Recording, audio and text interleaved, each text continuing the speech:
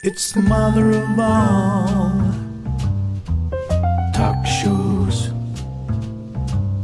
It's the mother of all talk shows. It's the mother of all talk shows. Go get 'em, George.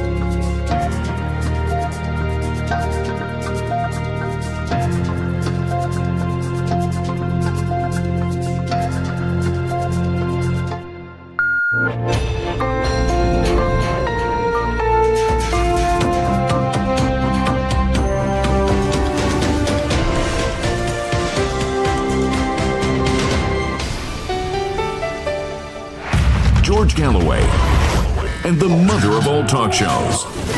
Welcome to the Open University of the Airwaves with George Galloway. Welcome to the mother of all talk shows, coming to you live from Shanghai.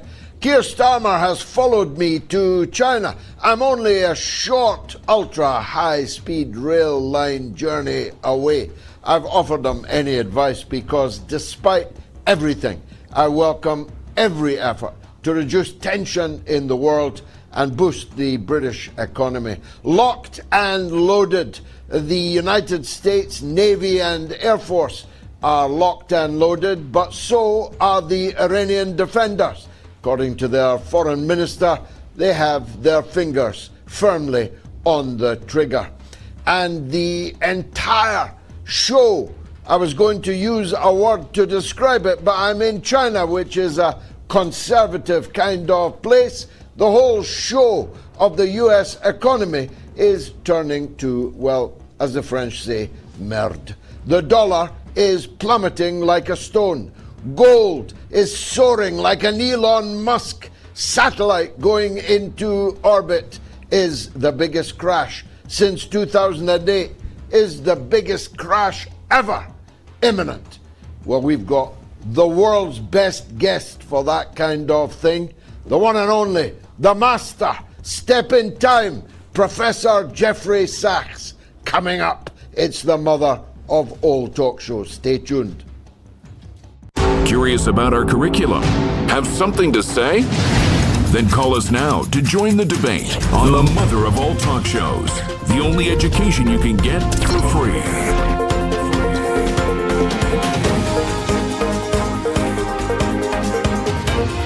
George Galloway, the mother of all talk shows. With George Galloway, the world is our classroom, and you're welcome to sit in and join the seminar. Not since the Yangtze incident in 1949, you have to be a historian to remember that, though not in China, because it was the very first time that the Red Navy of the People's Republic of China holed and sunk a British battleship sailing up the Yangtze. It had no right to be there, of course, and the Chinese shore batteries were rudimentary. They didn't even have a navy then, but they still did for Elizabeth, not Queen Elizabeth, the battleship Elizabeth. It was a remarkable occasion, remembered only by me and 1.4 billion people in China. It was the last time a limp British vessel steered up the river Yangtze, or any river in China. That was until Keir Starmer turned up. Now, I don't want to be churlish, and I mean this sincerely, folks. And as you know, once you can fake the sincerity, everything else is easy. I am very happy that Keir Starmer has followed me to China, because China is the future, and Britain is in a very perilous position. Very serious social, cultural, economic, and yes, military and precarious position that we have not been in since 1941. We have a range of enemies. We have very few, if any, friends. Our country is isolated like it has never been before, unless you count the enduring friendship of President Emmanuel Macron with his 11% approval rating, matching Keir Starmer's 11% approval rating, and falling, at least in the latter case. Unless you count the European Union allies that Britain left behind at Brexit. We have picked fights with the most powerful countries in the world. We have picked economic paths which diverge drastically from the rising powers in the world. We are on the road to nowhere, or as you might put it, up the Yangtze without a paddle. Now, I have informed through Facebook, right enough, very popular article that I've written there, Sir Keir Starmer, that I'm only an ultra high speed rail link away, because the journey time to Beijing from Shanghai is now, well, laughably short. And as we have failed for as long as I can remember to build a high-speed rail from London to Birmingham that would shave 12 minutes off the journey, well, I don't know what he would make of it if he took the high-speed train from Beijing to Shanghai. But he knows my phone number, at least his security service does. Now, after they took my phone at Gatwick Airport, he can call me if he likes. Of course, he's not the only European leader that's been heading for China. You wait years for a Western leader to turn up in Beijing, and like London buses, 3 turn up at once. Yesterday, it was a Mr. Stubbs, who apparently is the Prime Minister of somewhere called Finland. That's the people who were jointly responsible for the siege of Leningrad, which killed 1 million people. 1 million people starved to death, including the then 2-year-old brother of Vladimir Putin, though he himself was not yet born. Finland has never faced accountability, has never faced justice for their role with the Nazis in the Second World War. But hey, now that they're in NATO, at least for the moment, though they never asked their people, if their people wanted to join NATO, maybe one day they will. Certainly, like the Chinese, the Russians never forget. Well, it was Stubbs yesterday, it's Starmer today. Hope he doesn't stub his proverbial diplomatic toe while he's here. And of course it was Macron, it was Carney, it's one after the other as they realize that their supposed friend and ally, their father actually, the presidency of the United States of America, has gone absolutely unhinged. It has gone berserk. It is a bull in a china shop, though it's not much of a bull. My prediction is that Donald Trump will not be with us, at least in office, at this time next year. he is careering around in such a dangerous and reckless way and handling the US economy in such a way that somebody somewhere is bound to step in. I hope it's not with extreme prejudice. I hope it's smoothly and constitutionally with Amendment 25, with his own cabinet finding him no longer fit for his duties. Not that J.D. Vance is going to be any better, but at least he's got a clear head, one presumes. Every time I look at Donald Trump now, every time I hear Donald Trump now, I realize that there may very well be a brain tumor in there somewhere. There's certainly, if not a brain tumor, the hereditary mental illness of which his father was afflicted. His father's middle name, I remind you, was Christ. I'm not making that up. Donald Trump, having threatened Greenland, threatened Denmark, threatened again this week Canada, who he's told will not be allowed to make an economic relationship with China following Mark Carney's highly successful visit here and his very important speech at Davos. Trump has gone insane. His first response to Carney was that, yeah, he should do that. He's done a good job for Canada, but his next response was that he would not allow Canada to form such a relationship with China. So if he's able to impose that, then he already is the president of Canada and the United States at one and the same time, even though he's not yet the president of Greenland. If he's not able to achieve it, well, will there be war? The Canadian Ministry of Defence has actually produced an entire plan for guerrilla warfare in the event of an invasion by the United States of America. I'm not making that up either. I've read it. I know which forests, I know which canyons, I know which mountains they're going to fight the American invader from. That's the world we're now in. Talk about topsy-turvy. This is oscillating wildly. It was Greenland, it was Denmark, it was Canada, it was, I don't know where, but the current crosshairs are fixed on the Islamic Republic of Iran. It could scarcely be more dangerous than this. The Iranians are bristling with defiance. They have said, forget any idea that you can conduct targeted missiles at us, that you can have some kind of very forensic attack on us, some kind of limited attack on us. The first shot that you fired will be treated by us as all-out war. And Israel and you and your satrapies in the Persian Gulf will be the first to pay the price. Now, you could disbelieve them if you like. You could think they're bluffing if you like. But you must be a very big high-rolling gambler in Las Vegas or maybe Macau if you are prepared to take that risk. My money is on the Iranians, if they have to go down, going down, all guns blazing. And all guns blazing means no oil or gas at all produced anywhere in the Persian Gulf. It means no traffic through the Straits of Hormuz. That means an economic collapse in Europe in particular, which simply could not withstand the level of shock that this would deliver to the international economic system. Our economies are in a pretty parlous case. I met a Chinese man and woman today who were depressed about China's growth rate of 4.7%.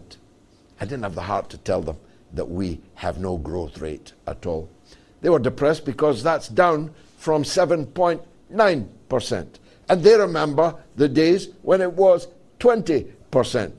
I mean, that's the scale of the difference between life here in China and life in our country and in the countries like us in the Western world.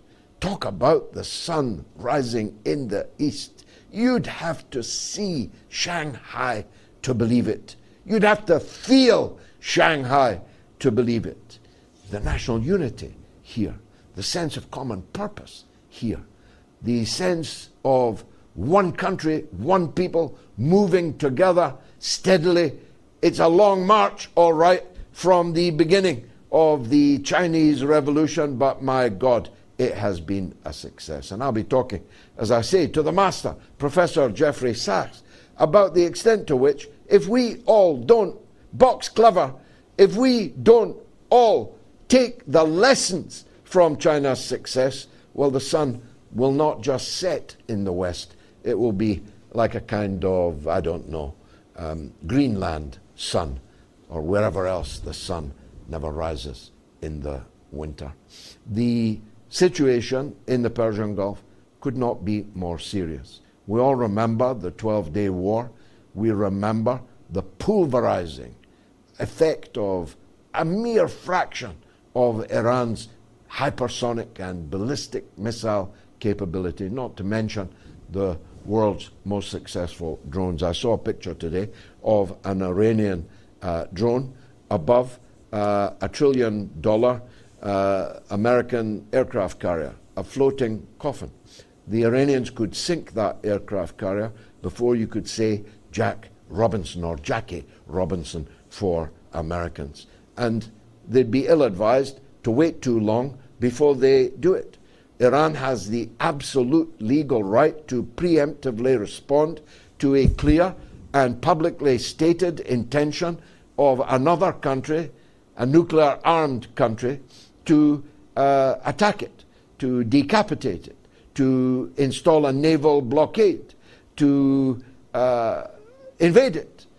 Iran has every legal right now to fire a hypersonic missile right down the chimney of the American aircraft carrier that is steaming towards it, or as Trump put it, a beautiful armada. A beautiful armada is steadily progressing towards Iran. Well, armadas in this day and age of ballistic warfare, of hypersonic warfare, of drone warfare, are probably the last thing you should send within range of the gunners.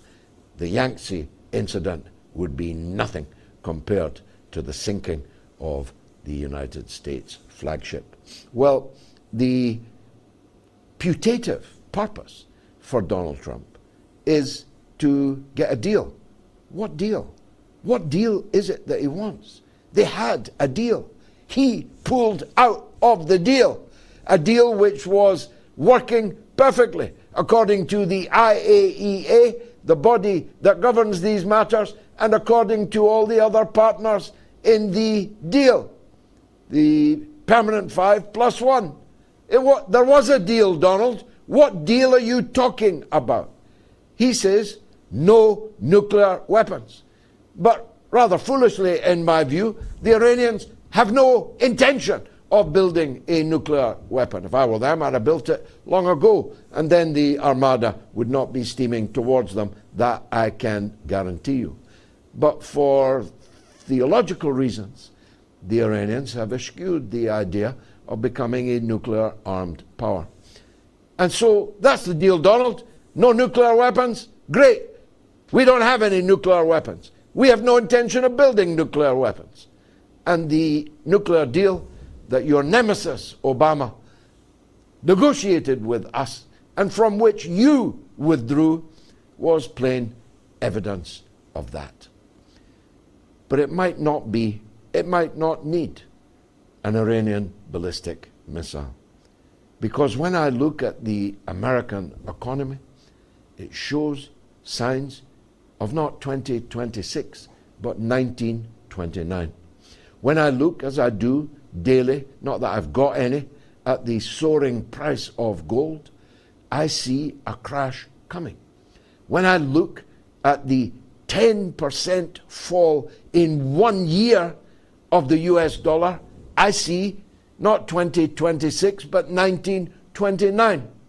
When I see that this day, on 1 day, the US dollar fell 1.6% in value, I see an economy hurtling towards a crash. There are people, how reputable they are, perhaps Professor Sachs will know. the pundits that I'm following say that the coming crash is going to make 2008 look like a children's tea party. Well, I remember 2008. I remember how everyone in the Western world, at least, looked down into the gaping jaws of catastrophe in 2008. I know the economic agony that we have all suffered in the years since. So if the coming crash will make 2008 look like a children's tea party, you might well conclude that starting a new Middle East war in the Persian Gulf at the same time is probably the most berserk idea of many crazed, unhinged ideas that Donald Trump has had. Now, returning home for just a minute. I talked to you midweek about the horror show, well, it actually was a comedy, of the British Labour Party at home. I don't want to undermine the Prime Minister on the eve of his vital talks with the Chinese leader Xi Jinping, but I have to say this. If ever a government looked like it was sailing into disaster, it is the British government, with its Prime Minister with 11% approval. The challenger is a party called Reform.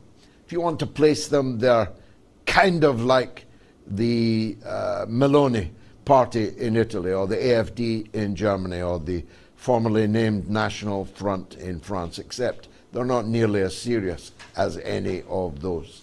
They're led by a clown with ethical horrors in his closet that are tumbling out daily, and they're saving the best for last when they're going to need it. A Reform party that is recruiting the ugliest, the most awful right-wing conservative figures from the governments of Theresa May, the governments of Boris Johnson, and the governments of Liz Truss. Who's she? Liz Truss, the lettuce, who was Prime Minister for 40 days. The government of little Rishi Sunak. They're all there. The former Home Secretary, twice sacked. The former Chancellor of the Exchequer, sacked for ethical imperfections, like charging the taxpayer to heat the stables in which he kept his racehorses.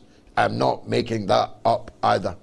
All the worst of the worst of the Conservative government are now on the front bench of the Reform Party.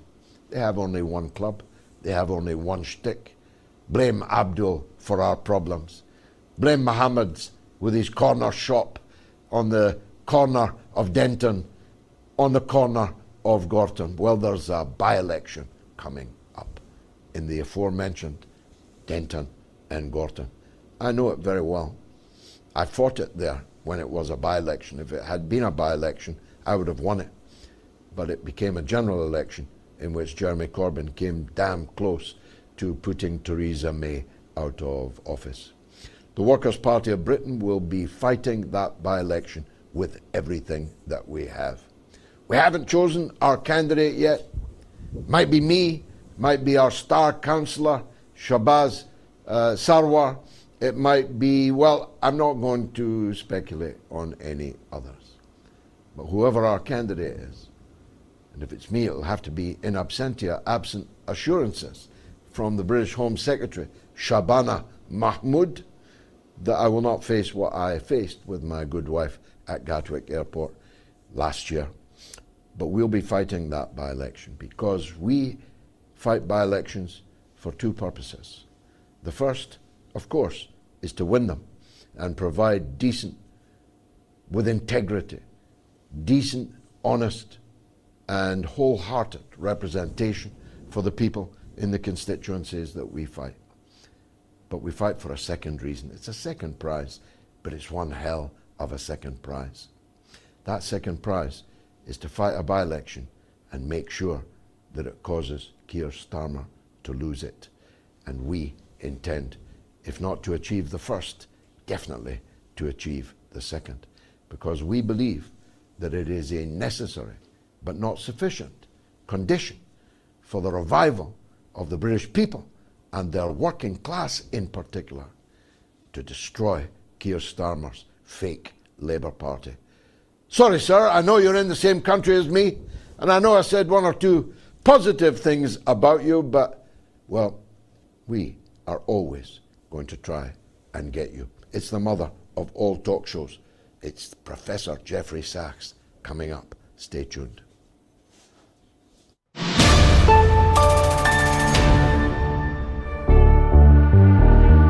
I don't believe that the mainland European countries give a toss about Britain, and I'm certain that the United States would not sacrifice itself for Britain.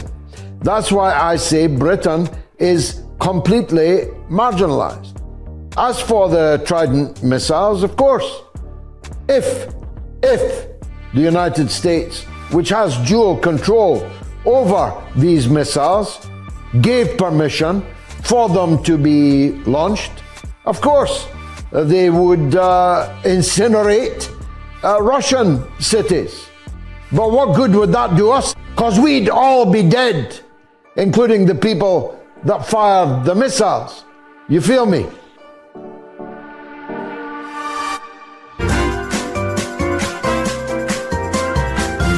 You are listening to the mother of all talk shows with George Galloway.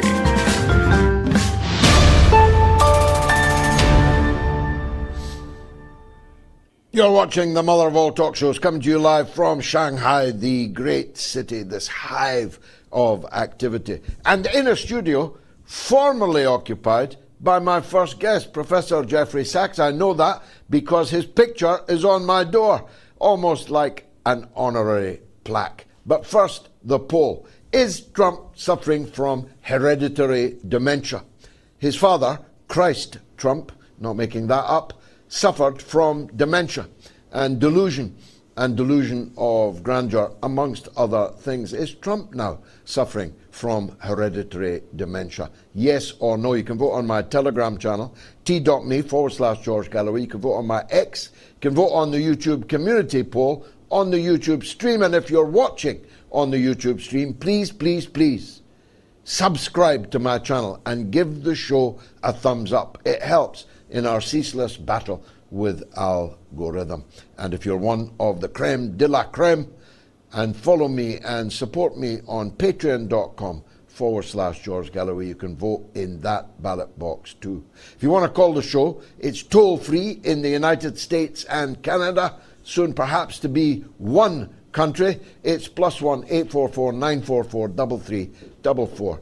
It's free of charge in Britain and Ireland, separate as ever may they be so. 0808 196 5522, and the worldwide number 0044 203 966 2625. Well, he's the master step in time. It's Professor Jeffrey D. Sachs, Professor of Economics at Columbia University and a United Nations Policy Advisor.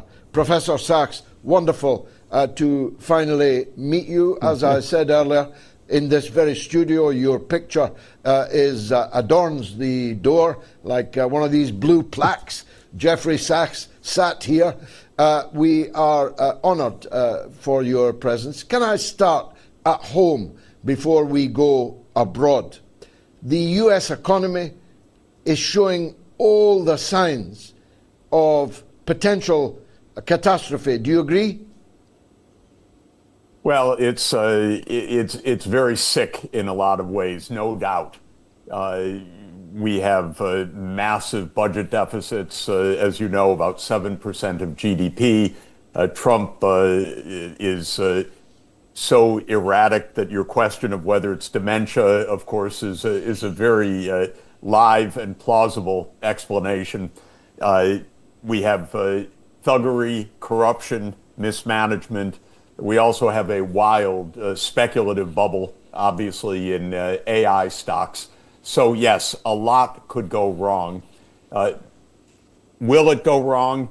We should remember that back in 2008, when we had the financial crisis, it also depended on just about the stupidest action you could imagine by a Treasury Secretary or any senior official when our Treasury Secretary at the time, Hankpaulson, deliberately bankrupted one weekend Lehman Brothers. And that was a trigger that led to catastrophe. Well, we have a vicious guy as Treasury Secretary, so he's capable of all sorts of things.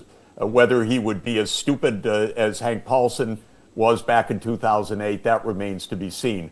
But George, your discussion of how bad Keir Starmer is, it is an interesting question. Which country has the worst government? They're running perhaps neck and neck. Trump is crazy. Keir Starmer is beyond belief. Of course, that's the special relationship, I suppose. But it's unbelievable what we have for supposedly for governance these days. It's just completely shambolic collapse of the most minimal competence or minimal decency. Well, I saw you opine on that, I think, today, and it's an opinion I have frequently expressed. I'm so old. I remember when, although adversaries of mine ideologically, politically, the Western world had big leaders. I mean, Germany even had a physical giant in Helmut Kohl for many years. So did France with Jacques Chirac, before him Mitterrand, before him distantly Charles de Gaulle himself. Britain, even though I hated her, had Margaret Thatcher, and even Tony Blair, who makes Keir Starmer look like a plank of wood, quite frankly.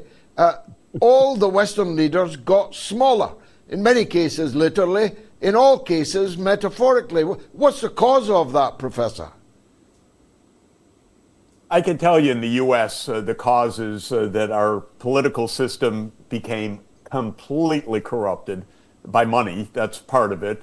And it became completely taken over by the military-industrial digital complex. So on foreign policy, we're ruled now from Silicon Valley, and on any domestic issues, we're ruled by a small group of billionaires that are the ones that have paid for the most recent government. So you're able, therefore, to elect people who are so shockingly detestable, like Trump, so ignorant and so corrupt.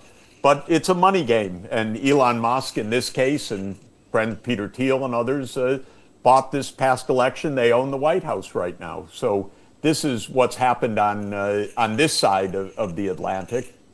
Frankly, what I see in Europe is hard to believe, because it wasn't so long ago that there were people, like you said, that one respected, talked to, didn't necessarily agree with, but they were substantial, very interesting people. I knew Helmut Kohl. I knew a number of these leaders from various economic activities that I was involved in and advising in Europe and so on, and they were real, substantial people. Now, you just can't even talk to them, and they're so pathetic they don't answer a phone call. They don't want to discuss anything that's outside of a comfort zone. And so this is, it's really amazing. And Europe is, of course, falling to pieces in the process. It can't tell whether it's going to be invaded by the East or the West. It's guessed wrong. Russia's not its threat. The threat is the United States, which is the more imminent invasion that's likely. They lost all sense of diplomacy. They lost all sense of economics. If it wasn't enough that they had put sanctions on Russia, which didn't matter so much for Russia, but crushed the industry of Germany and Europe, well, they had to put the cherry on top of that a couple of days ago by declaring that permanently they would stop any imports of energy from Russia and only buy LNG 6 times the cost from the United States. So these people don't even think for a moment about their own citizens or their own voters. And it's not surprising that Starmer has 11% approval ratings. I don't know who's lower. Macron is maybe in single digits by now. He's absolutely detested by the population. Merz is in a free fall. They all are not only pathetic from the point of view of Europe's interests, but they're not even decent politicians from the point of view of keeping any public support at all. Might it be the death of ideology, Professor? It's certainly something I hope, because that's recoverable from. But when I entered Parliament in the 1980s, and I only left it a year ago or so, there were big people who had ideological moorings, and therefore the ability to argue from a coherent set of values and beliefs, and the clash of those values, Mr. Benn versus Mrs. Thatcher, for example, was something to behold. And one felt that that person belonged to that school of thought, and this person another school of thought, and they contended, and sometimes one prevailed, sometimes not. But the sense I have of Western politics now is that none of the players actually believe in anything. It's so interesting. You know, the one that we gave the most hope to and was, you know, not a disaster in the same way that that Trump is a disaster, but was a failure, was Obama. And it's interesting, you know, I was just smitten with Obama during the campaign and thought, okay, we're finally getting the turnaround. And of course, there was nothing there afterwards. And he implemented the normal deep state policies of overthrowing governments and tasking the CIA with overthrowing the Syrian government, and many, many disasters in his term.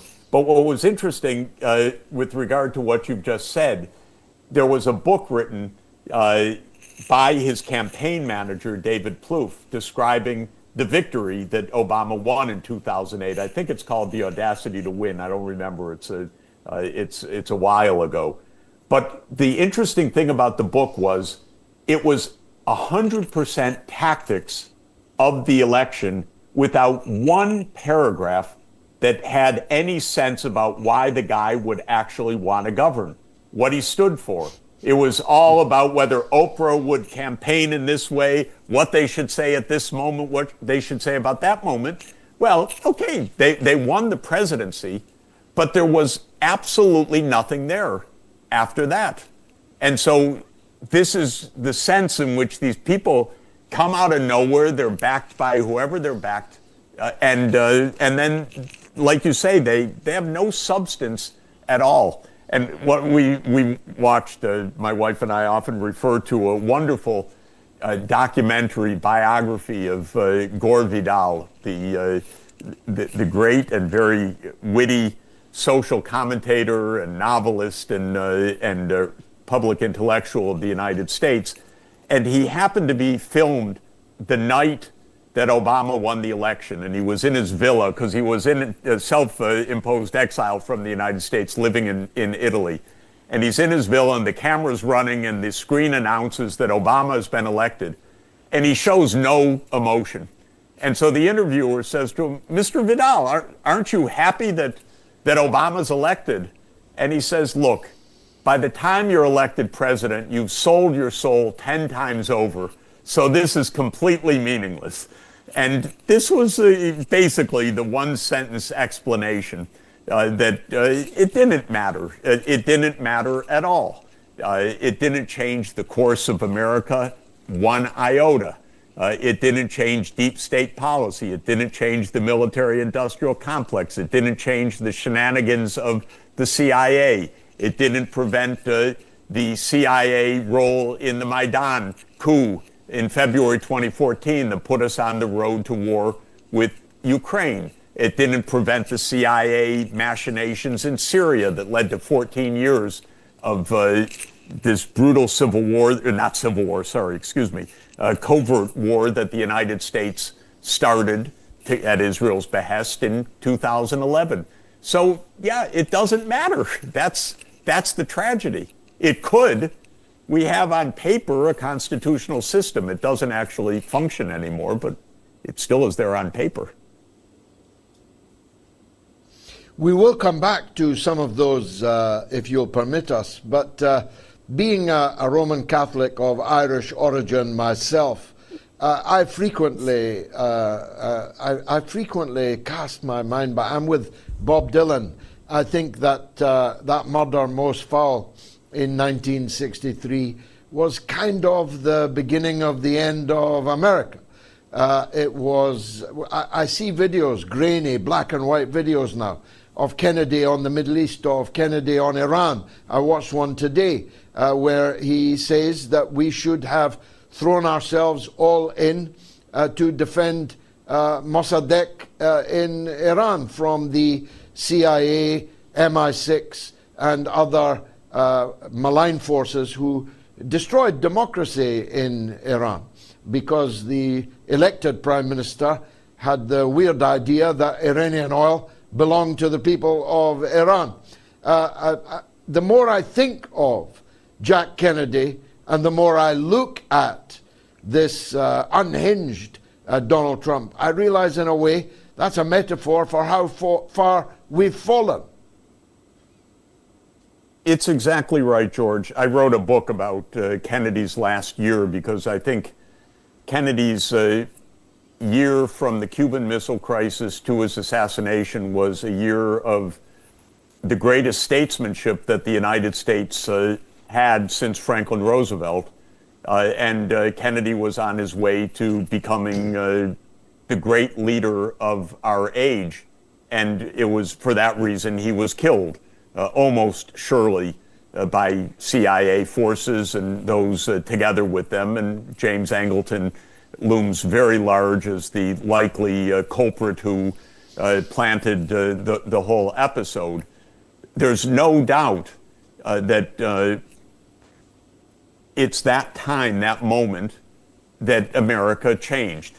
And it's probably from that moment that no president, even if they had the druthers to do something different, would do something different, because they see what it would actually mean.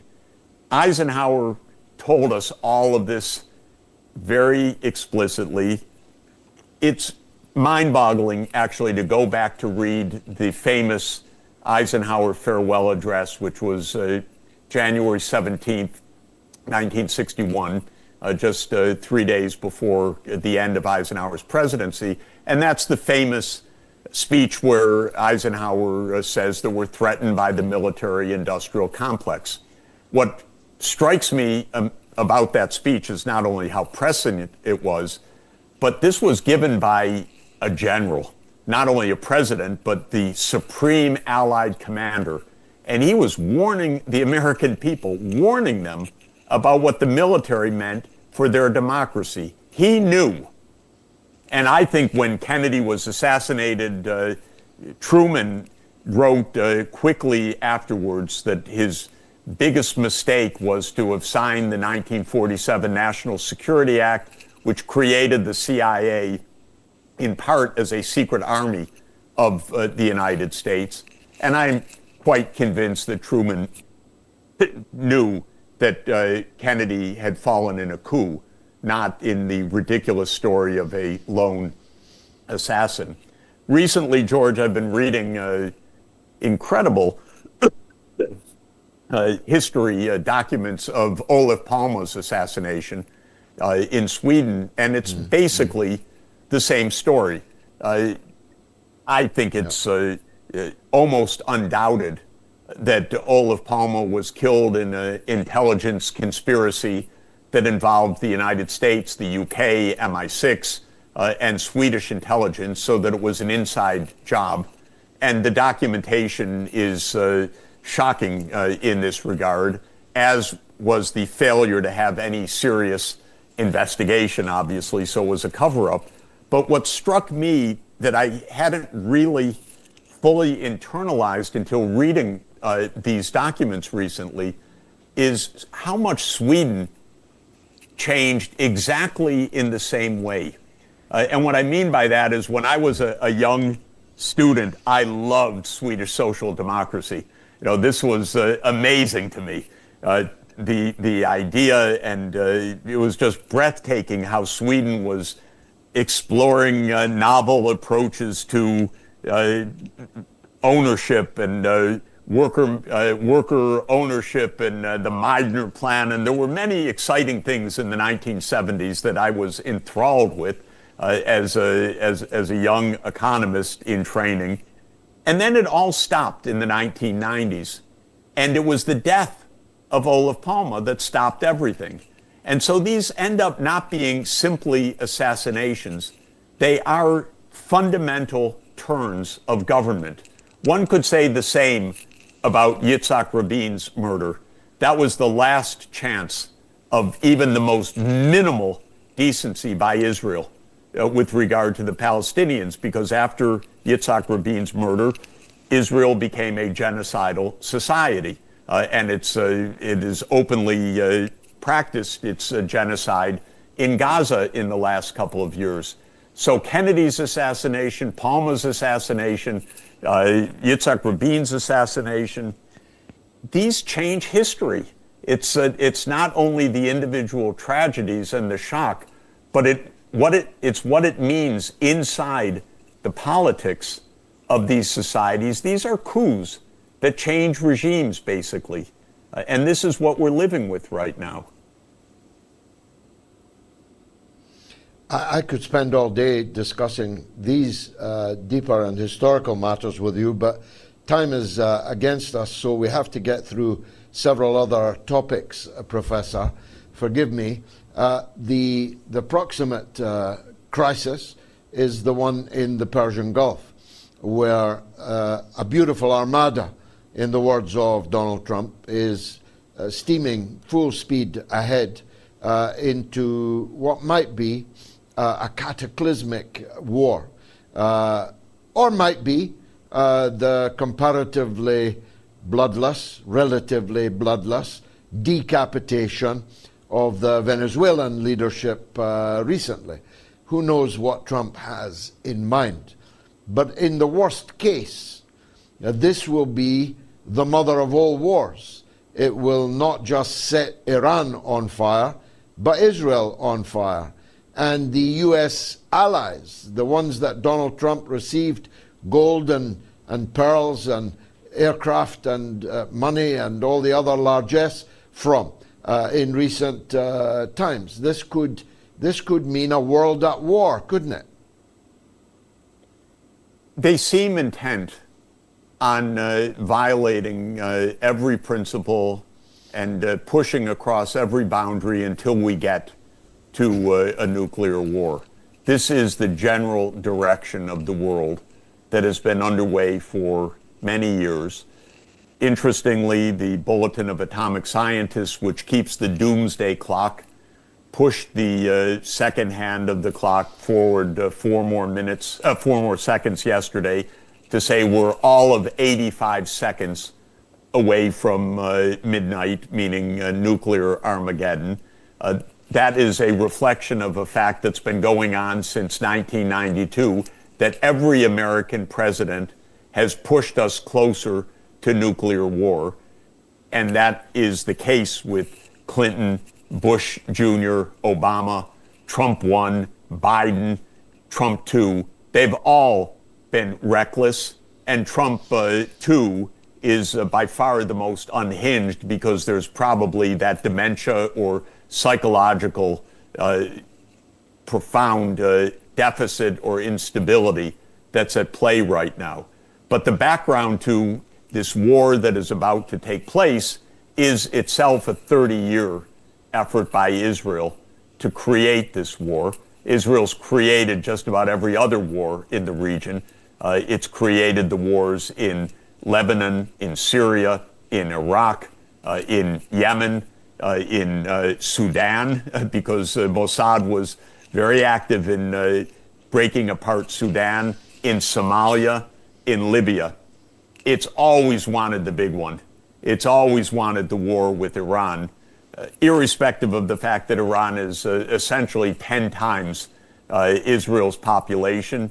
It is not a pushover country. It is not Venezuela. It is not going to be a simple decapitation strike. By the way, neither is Venezuela. Trump does not own or run Venezuela, despite whatever delusions he thinks he has right now. But Iran is not going that way, and it already exists in a cauldron of instability and other nuclear powers.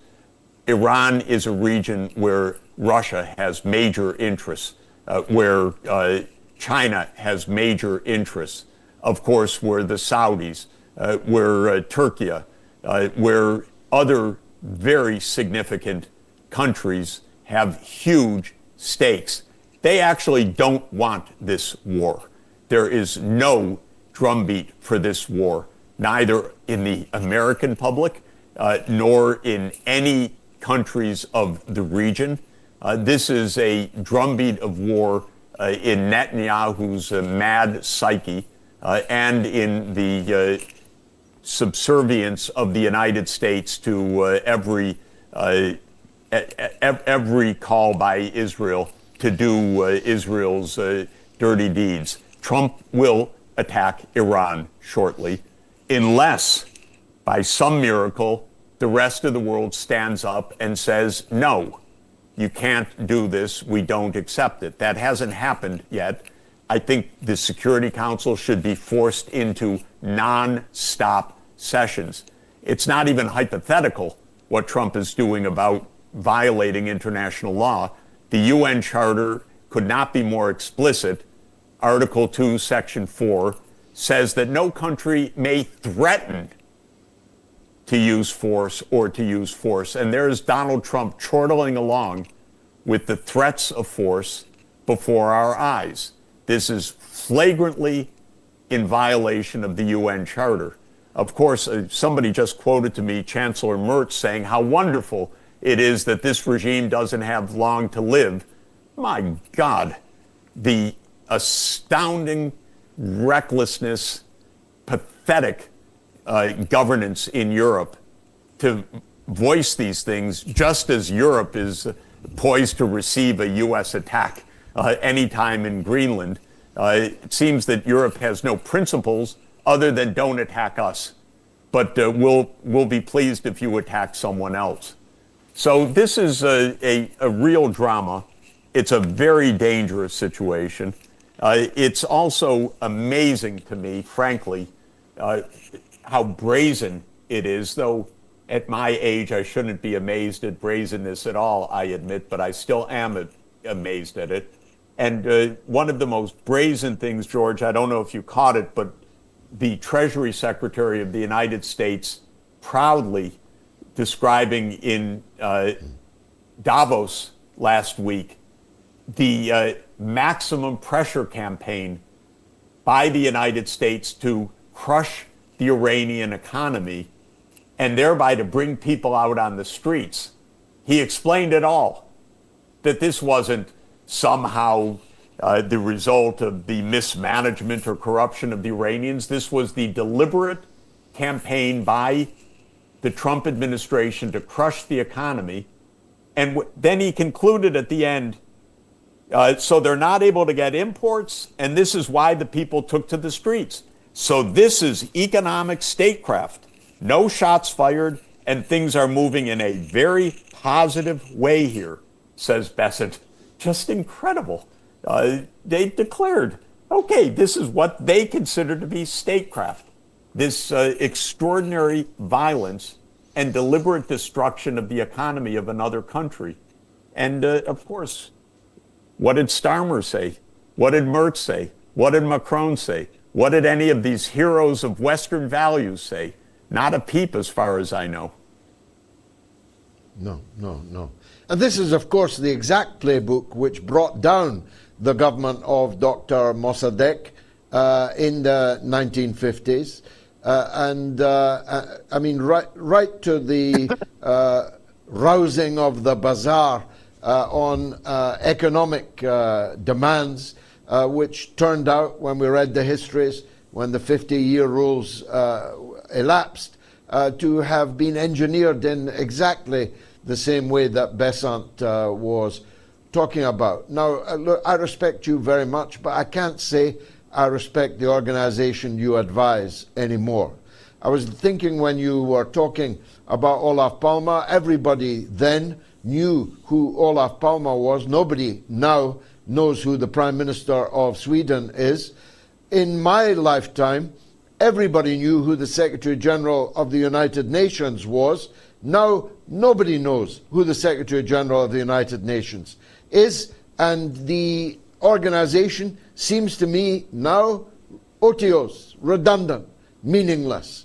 Do you really think there's still a role for the United Nations in this world, this cascading, swirling world that we're living in? Yeah, I have to answer that in two senses. Is there a role? Should there be a role? Do we need a UN for our survival? And then a predictive answer. Is there really a role in practice? So my view is maybe we're something like 1938 or 39, and we're asking about the League of Nations.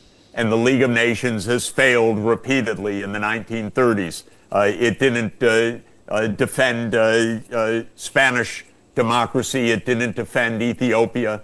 It didn't stop any of Hitler's aggression. And so you would say, what was the point of the League of Nations? And of course, the League of Nations died. It died in the context of World War II. And the United Nations was born because of the death of the League of Nations. It was the successor organization. And had FDR lived, it would have been a very different history. FDR was a great president, one of our very, very few great leaders of the United States, but he was one of them. He died April 12th, 1945, and could not bring the UN to function the way that he envisaged as a cooperative organization. So we are in a very terrible state of affairs with the UN, no doubt. But we need the UN. I fight for it every day. I travel around the world pretty much nonstop. And almost every place in the world, in Africa, in Asia, in Latin America, wants a UN that succeeds. Everybody is in despair right now. So everybody is wondering, is it dead? Is it dying? Is it recoverable? But everyone wants the rule of law other than the biggest bully in the world, which is the United States, which says that's a nicety. All that counts is power. We have a thuggish, gangsterish government. But it's not that the whole world is standing up and applauding to gangsterism. They want the rule of law. And my argument is we desperately need it. So with whatever I can do, I'm trying to save the UN. I'm not giving you betting odds on that, but I'm trying my best to say that we need this to function. Look, it's even plausible to say, well, it's dead, it can't function. The U.S. has killed it. It just walked out of 31 UN-based bodies. It's abandoning everything.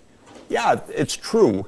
I can't accept it as being in any way safe, in any way something that is just to be taken as given. We have to fight, international law is definitely fragile. I think it's essential. The whole history of humanity is world wars, but we've never had a world war in the nuclear age, and it'll be the last war that we have, ever, because it'll be the end.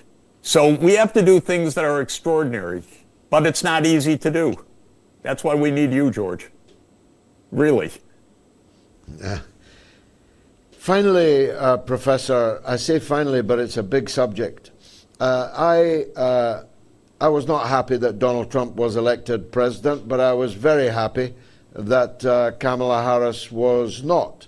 I supported Dr. Jill Stein, but I preferred Trump to Harris because I clung to the hope that at least on the US, NATO, Russia track, Trump would be the less dangerous of the two. I believed him when he said he would bring the Ukraine war to an end. He hopelessly overestimated his ability to do that. 24 hours sometimes, 48 hours other times. But it's been a year now, and we don't yet seem to be bringing the Ukraine war to an end. And whilst World War III might be triggered in the Persian Gulf, in a way, it's still more likely to happen in the NATO-Russia confrontation. What's your reading on the possibility of a negotiated settlement of that war? Look, this war, first of all, never would have happened had the U.S. Not conspired to overthrow the Yanukovych government in 2014. The war never would have happened had the United States not pushed for NATO enlargement. The war would never have happened had the United States, Germany, and France defended the Minsk II agreement, which is a UN Security Council agreement that would have ended the war through the autonomy of the eastern Ukraine, of the Donbas region. The war could have been avoided as late as December 2021, when President Putin put on the table draft security arrangements with Russia and the United States, and I called the White House Jake Sullivan, the National Security Advisor, and essentially begged him for an hour, Jake, negotiate. You don't need NATO enlargement. And he said, don't worry, Jeff, there's not going to be a war. And these people are so incompetent and irresponsible, it's amazing to me. Then, a few weeks after the launch of Russia's invasion on February 22nd, we know that they went to the negotiating table with the Turkish mediators. I flew to Ankara to discuss this at length. Of course, the United States and UK, Boris Johnson in this case as emissary, broke off the negotiations, told Ukraine, you don't sign, you fight on. That's probably 2 million casualties of Ukrainians since then. This is our great defense of Ukraine, is to kill them all, which seems to be the European and UK strategy. So all of this is to say the grounds for ending this war have been there all along. They are Ukraine's neutrality. This is the essence of it. Stop the stupid NATO enlargement, which was insane to begin with, some crazy idea of Brzezinski that he learned from Lord Palmerston from 1853, by the way. This is just the Crimean War replayed exactly. Get Russia out of the Black Sea. That was Brzezinski's idea. That was Palmerston and Napoleon III's idea. This has a long pedigree. So this could have ended. When Trump came in, it could have ended had he just stated these principles. Trump is incompetent on top of everything else. He's ignorant. And he's surrounded by the Lindsey Grahams of the world and the Richard Blumenthals. These are people on the pay of the U.S. military-industrial complex. They're warmongers. He's surrounded by the idiocy of Europe that we've talked about. And Zelensky's part of a gang. These are gangsters, as far as I'm concerned. They're not representing the interests of the Ukrainian people. To do that, they would keep Ukraine alive. But no, they don't want to keep Ukraine, or they don't take actions that have the slightest rationality at all. And that's been true for a decade, since the Maidan coup took place. So Trump, were he normal, competent, and capable, would have given a speech to the American people to explain that NATO enlargement was a provocation that was not a good thing. It wasn't worth the effort. It's off the table. and that therefore peace can be reached on the terms that were within reach in April 2022, and the United States is going to support that kind of agreement. Trump is incapable of that kind of speech. He's incapable of the kind of peace speech that President John F. Kennedy gave on June 10, 1963, which explained to the American people why we could have a partial nuclear test ban treaty with the Soviet Union. Trump can't do that. And in the meantime, the American military, industrial, digital complex wants to try out drone weaponry, and MI6 wants to weaken Russia and continue the fight. And everybody wants war except the people themselves. And Trump is an incompetent in addition to everything else. I actually think he wants to end the war, but he's incapable of being presidential in the way that would be needed to end the war. And so he really does sway who talks to him the last moment. And his team is incompetent and divided. And Congress is still part of the CIA mix. And the CIA has been trying for this war for 30 years, or it's been trying to bring down Russia and break it apart for more than 30 years. So you need a strong president. And in a way, it comes back to what you said about Kennedy's assassination. No president has shown, consequently, taking on a peace approach. And Trump falls into line in that way. And maybe he's blackmailed. Maybe it's Epstein. Who knows? But whatever it is, he is not consequent. The war continues, and the tragedy is the Ukrainian leadership, so-called, which I hate to even use the term for it. It's martial law, tiny group doing all of this, and their European buddies are just ready to drag anyone off the streets of Lvov or Odessa or wherever they can find a young man and put him to the front lines to their death. This is what's happening right now. It's utterly tragic. Professor, not just a tour de horizon, but a tour de force, an interview that I hope will be traveling widely and will be long remembered. The top of the morning to you, sir, at least here in Shanghai. It's the morning, and it's been an honor to interview you on the Mother of All And Talk for me to Thank be you with very you, much George. for Thank you so joining much. us. Thank you, Professor Jeffrey D. Sachs, Professor of Economics at Columbia University and a United Nations Policy Advisor. Well, I've gone beyond the break, but I hope you think that was worth it. Let me take that break, and then it's your calls. Until the Honourable Craig Murray, former British ambassador, joins us from Venezuela with a story or two to tell us. Stay tuned.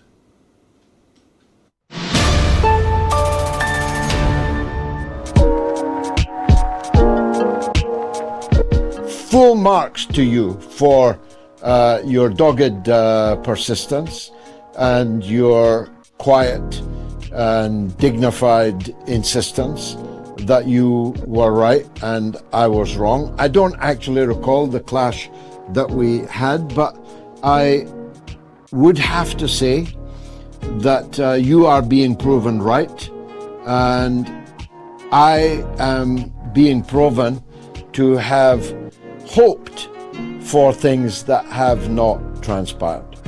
Because I said all along, I repeated it 100 times, that the big enchilada, World War III, an intensification of American involvement in the Ukraine war was more likely to happen under the Democrats, under President Kamala Harris, than under a renewed President Trump.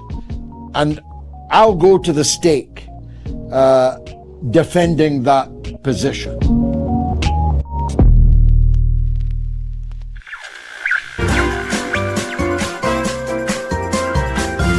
You You are listening to the mother of all talk shows with George Galloway.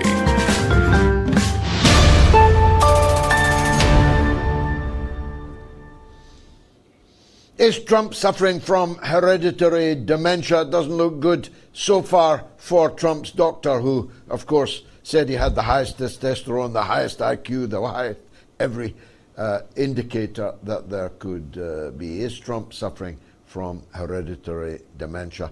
You can vote on Telegram, t.me/George Galloway, on X, on the YouTube community poll, on the YouTube stream, and on my patreon.com/George Galloway. Let's take the first call of the evening. It's Morgan in Michigan on Trump as Caligula. Morgan, welcome. Hello. How are you doing today, George? By the grace of God, good. Thank you very much. Well, what I was saying is that I noticed that you've been comparing Trump to Caligula recently, but since the moment that he got elected, I've had a theory that compared him to a different Roman dictator, the Roman dictator Sulla. Go on. Would you like me to explain some of the similarities? Well, they're both. Yes, please do. Thank you. They're both from very wealthy families, and they both kind of grew up in kind of a childhood of debauchery, and then they kind of come from semi-obscurity to take over, the empire. And Trump, of course, he defeated Biden because of Biden's great age, and Sulla defeated his rival Marius because of Marius's great age. And I think that Trump and Sulla even have a physical resemblance.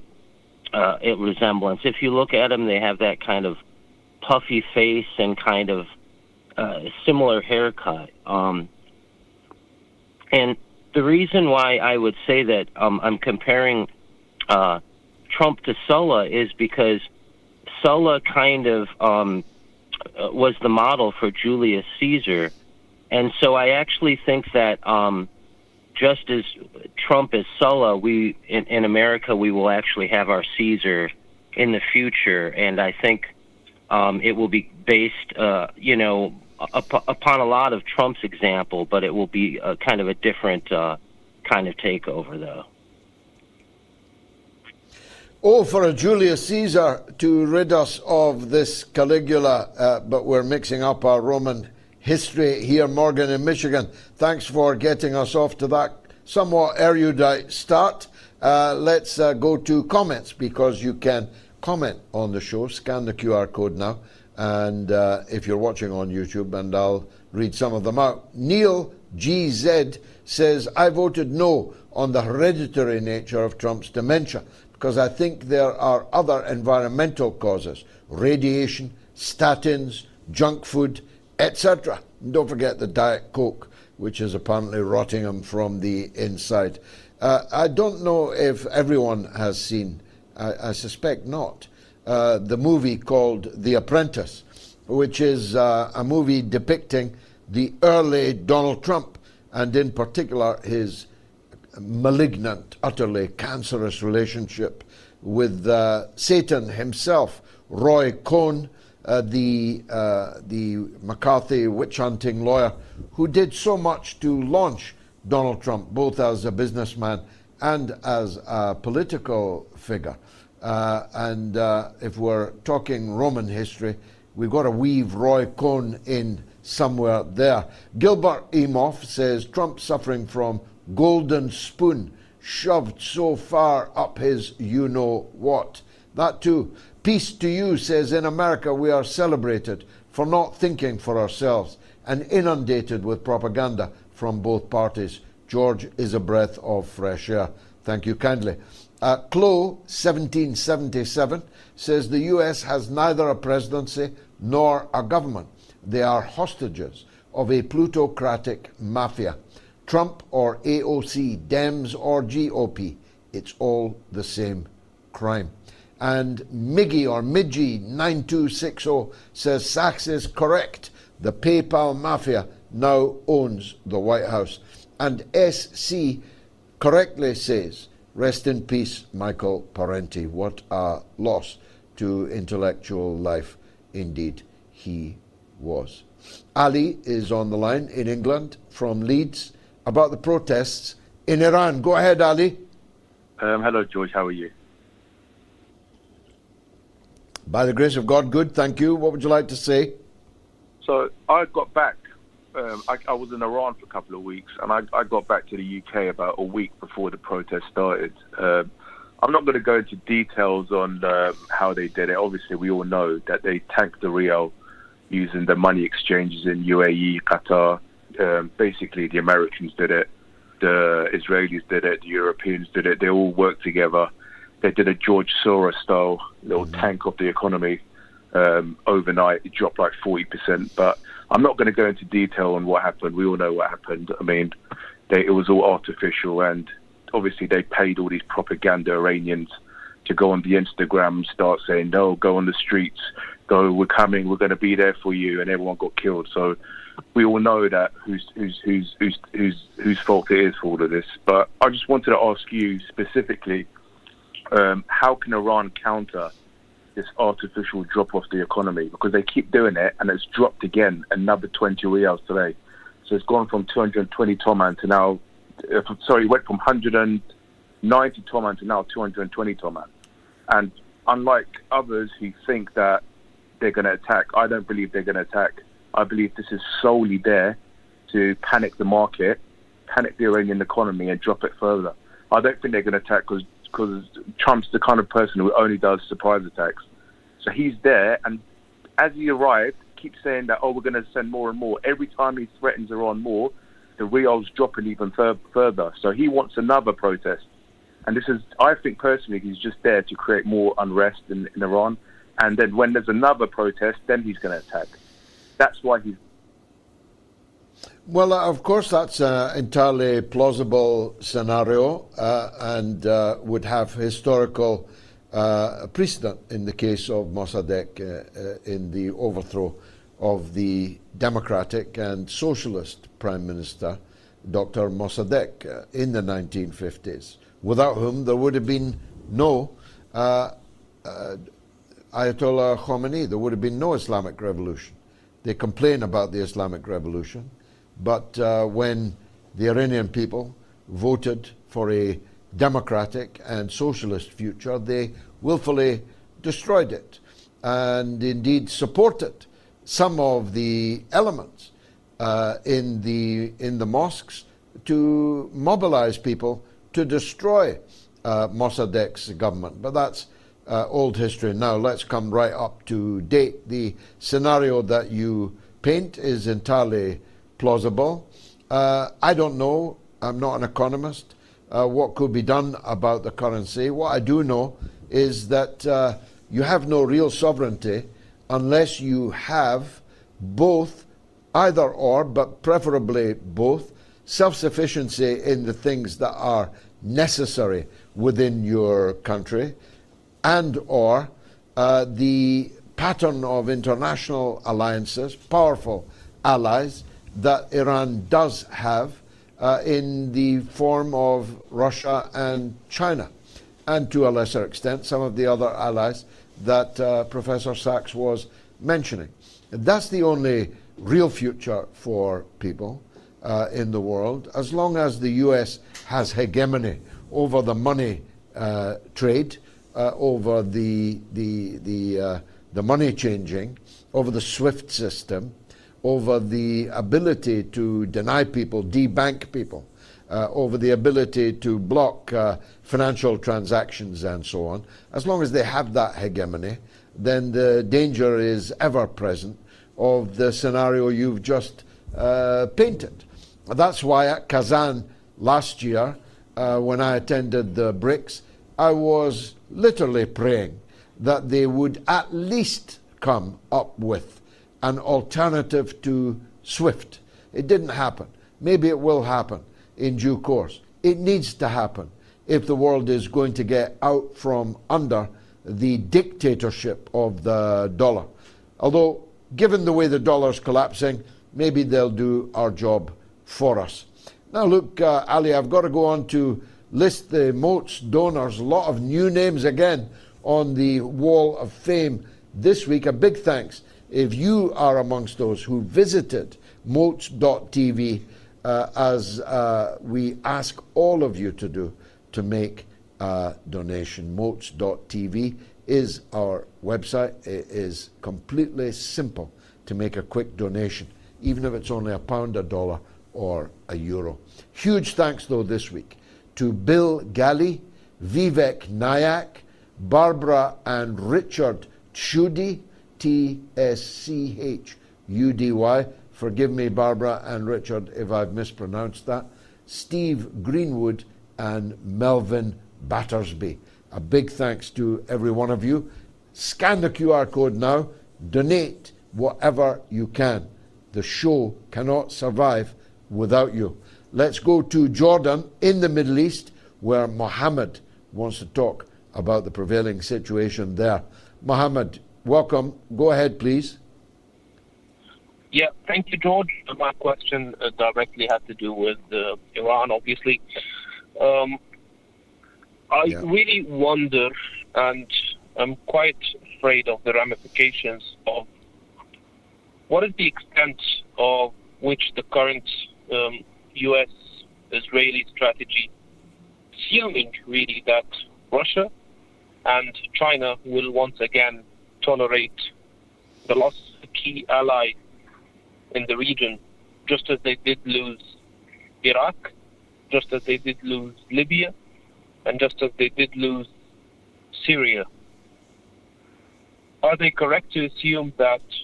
Well, that's a very profound question, but you're not comparing eggs with eggs. You're comparing apples with oranges. First of all, the loss of Iraq and the destruction of Iraq as an Arab state was achieved by the empire in a period when Russia was lying drunk on the floor and President Putin had only just picked it up and dusted it down.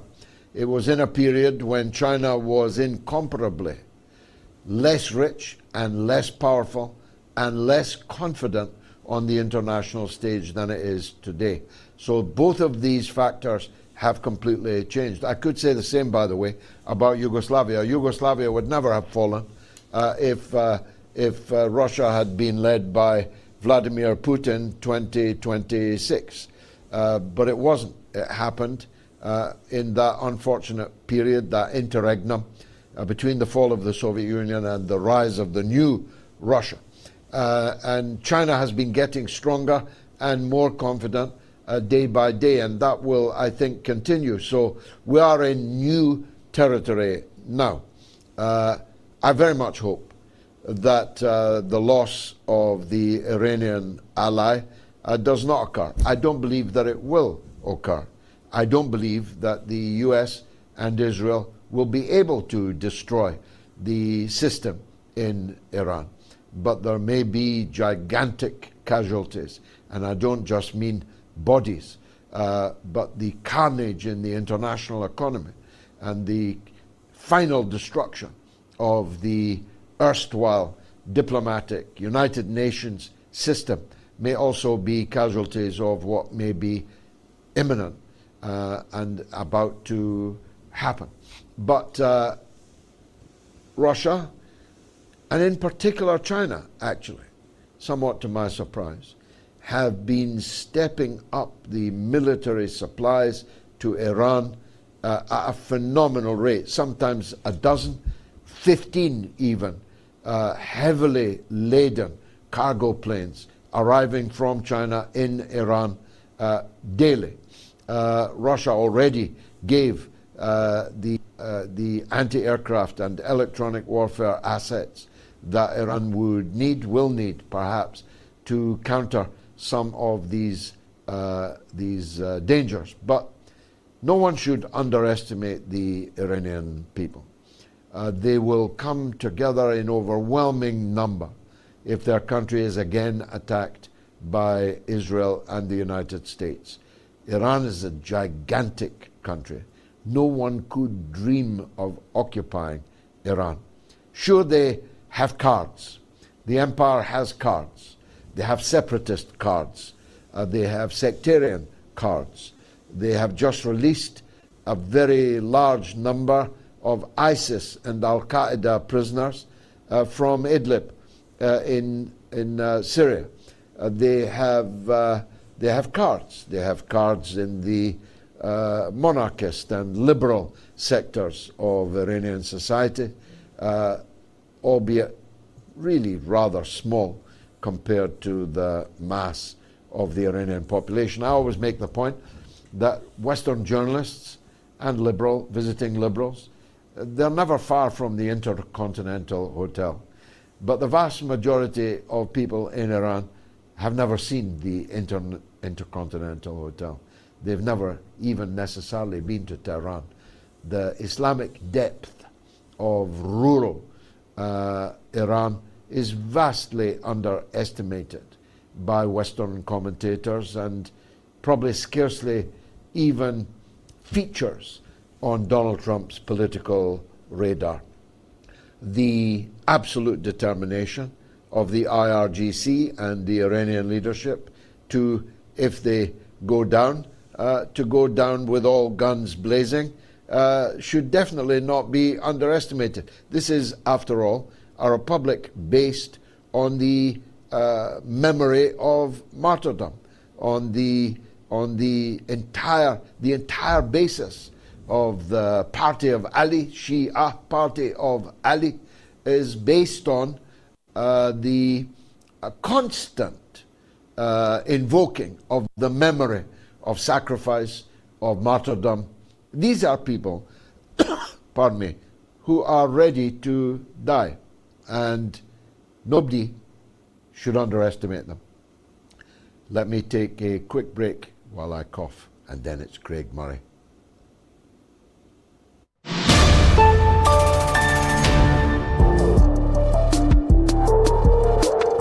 I think you don't have to worry about these things with Mamdani, because my overwhelming feeling is that Mamdani is a phony.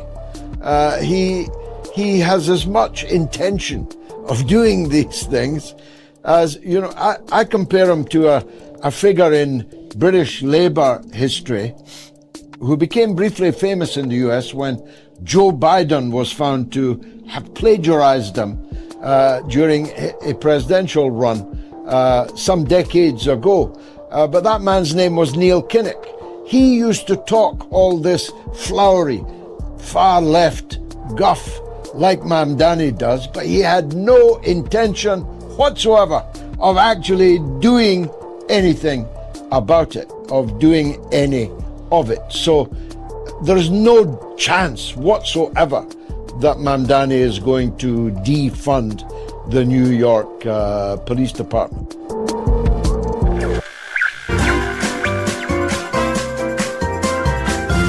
You are listening to the mother of all talk shows with George Galloway.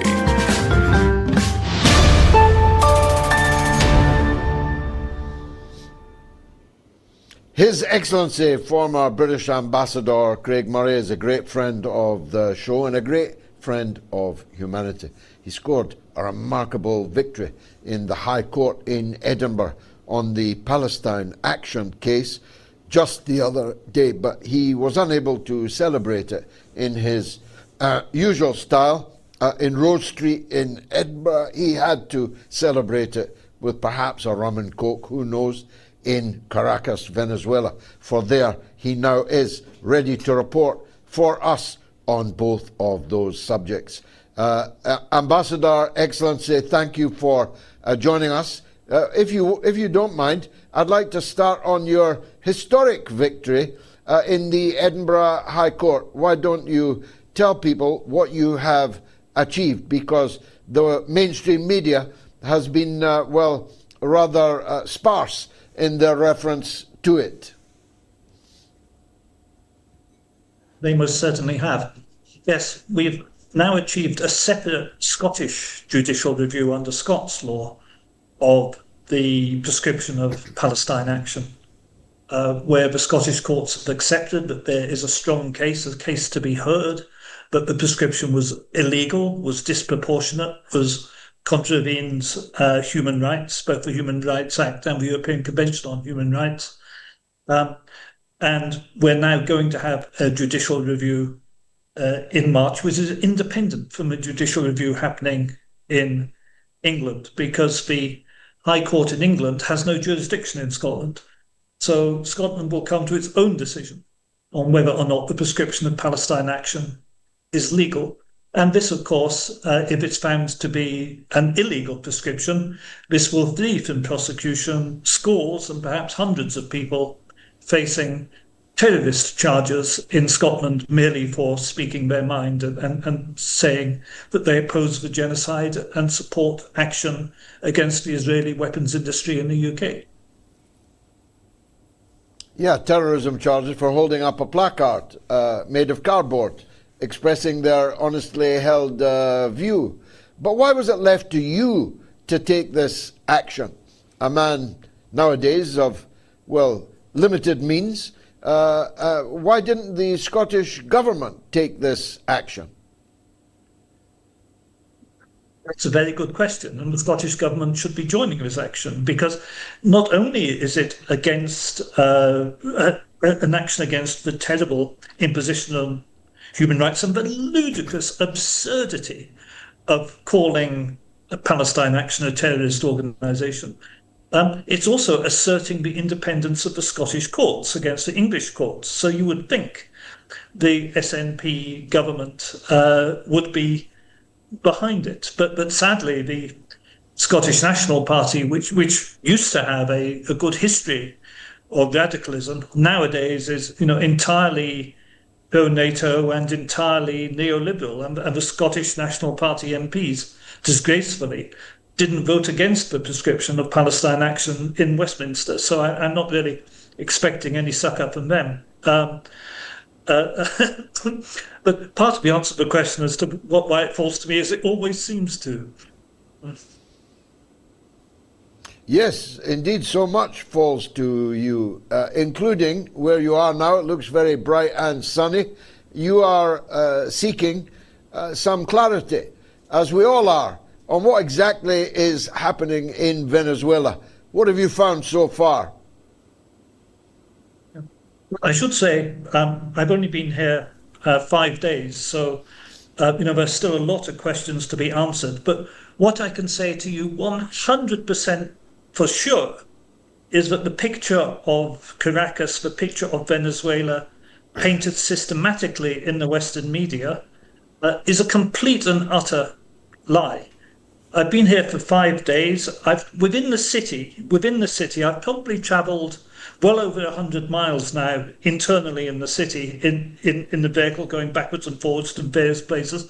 And I've also walked for many miles in the city, in both wealthy areas and poor areas, and in both government supporting areas and opposition areas. I've seen a total of 4 guns in this city in 5 days. And there were 2 policemen outside the Vice President's residence and 2 policemen outside the police headquarters, which you would find anywhere in the world. All the stories you hear of checkpoints and intrusion and armed gangs are simply untrue. It's simply a lie. Life here is extremely normal. There's no feeling of repression in this city whatsoever. There are opposition billboards around. And the other thing, which is a complete lie, is the shortage of goods and the shortage of food. All the shops, and I've been, again, in both the wealthy areas and in the working class districts, all the shops, no matter what they sell, are extremely well stocked. And there appears to be no shortage of anything that I can discern. So what I can say is that those things you can see immediately are completely different to the nonsense, the absolute nonsense, with which we've been indoctrinated by the mainstream media. Well, the fact that there are no guns might be because Trump has already won. That's at least what Trump says. What truth might there be in that, in your view, limited by 5 days' experience, of course? And the Americans are claiming very much to be in control of the city and of directing policy, but there's no sign of them on the ground. Apparently, the CIA director paid a brief liaison visit here a few days ago, but there's none of the active signs of American diplomats around you sometimes get, and the government is denying it, and the government is saying it's simply untrue, and in no respect are they accepting direction of American policy. And the government's saying this very openly. Either the government officials and senior government ministers are both in public and in private telling the most extraordinary lies, or the Trump administration is making claims to boost Trump's prowess and claim victory when he hasn't actually really won a victory. At the moment, my thinking is it does look more like the latter, that this is to give... Trump faced a Grand Old Duke of York scenario where he had moved an extraordinary proportion of the United States military to just off the coast of Venezuela. So he had to, in some way, claim victory or look like a fool. And I think they're making claims of control, which I do not believe to be true. But I am obviously going to investigate that further and deeper. The Chinese state oil purchasing body today announced it was no longer buying Venezuelan oil. This would seem, might not be, but would seem to lend circumstantial support to the story that Trump is telling, that he is now in control of the Venezuelan oil industry. I think we are going to see a shift towards Venezuela selling more oil into the United States, which the United States seems very keen on. If you like, the key question there is, are they paying the market price? Are they paying as much as the Chinese were paying, or are they in some way controlling and extorting the oil cheaply or for free? But this also connects to, there's an oil reform law going through Parliament, which is at its second or third reading at the moment.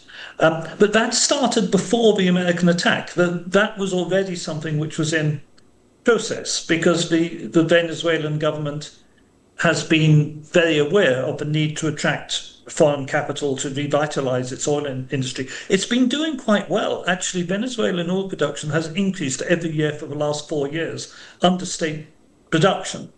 But because of the effect of sanctions, because of so much of their money being stolen, including the billions stolen by the British government in Venezuelan gold, their access to capital is limited. So they were already planning to open up to foreign capital to some extent, and that's a process which you can certainly characterize as being in part a result of American pressure through the sanctions, but it's not a process which has just started or been a direct result of the new military pressure.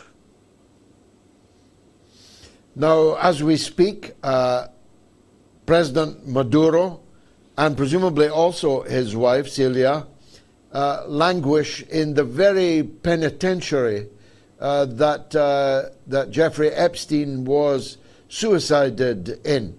It is, by all accounts, as grim as anything in the American penal system. He was, of course, illegally seized, kidnapped, in an act of piracy, and illegally rendered, black-bagged, and taken to the United States. This must be an enormous blow to the amour propre of the Venezuelan masses who loved him.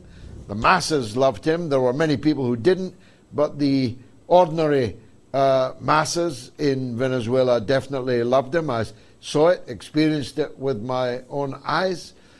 It's also a blow to the credibility of the Chavista movement that must be said to have had the responsibility for the security of their own leader. I think that's true. There are feelings here, very mixed emotions here of anger, outrage, disappointment, and shame, and anger at the futility of an inability to do anything back. In fact, an inability militarily to protect a small country like this from somewhere as powerful as the United States.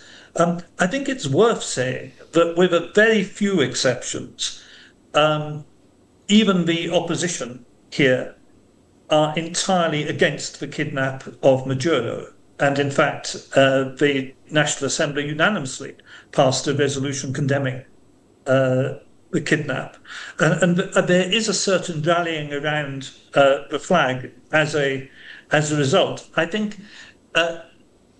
insofar as the American action was designed to cause a civil war, if you like, or to try to bring about the collapse of the government, or weaken the government substantially politically, that hasn't worked. There's really, I'm not finding much evidence of that at all. And I've certainly found nobody in Venezuela who supports the kidnap of Maduro. And people across the political spectrum are outraged by this attack on their national sovereignty. How long are you there, Craig, and how can people follow your work, and how can they help you financially maintain it? That's a very kind question. I don't know how. I mean, when I went to Lebanon just over a year ago, I went for 3 weeks and I stayed for 5 months because I found that being effectively the only really working Western reporter in the troubled areas was a worthwhile thing, and I had good work to do. It's the same here. As long as I feel I'm productive and helpful and helping people understand the situation, I will stay, even if that's for months. If you go to my website, craigmurray.org.uk, you can find, because I'm funded entirely by my subscribers, same model as you have. If you can find ways to donate there, and links also to a GoFundMe, which I've started specifically to fund the work in Venezuela. And we're recruiting local cinematographers and journalists to work with us here to start producing some really interesting films on some very, very interesting topics, like the takeover of multinationals by workers' collectives, for example, which is vastly underreported and really worth looking at. Well, stay safe, Craig, and keep us posted with developments, and I hope everyone reads and follows and supports your excellent work. And well done again on the Palestine Action victory in the High Court. Those wigged fellows up the Royal Mile must really hate you. You have caused them no end of trouble on behalf of humanity. Thank you again for joining us. Let's go straight to calls. Donald, always worth hearing, in Copenhagen. He loves Professor Jeffrey Sachs. Who doesn't is a better question. Go ahead, Donald in Copenhagen. Well, hi, George. Well, there are so many different things to cover, but I think I'm going to try to keep it simple and mention what I consider to be a solution. In particular, this Canadian Prime Minister talked about this rule-based order that was never meant to function at all. And we have international laws that have no teeth. There's no consequences.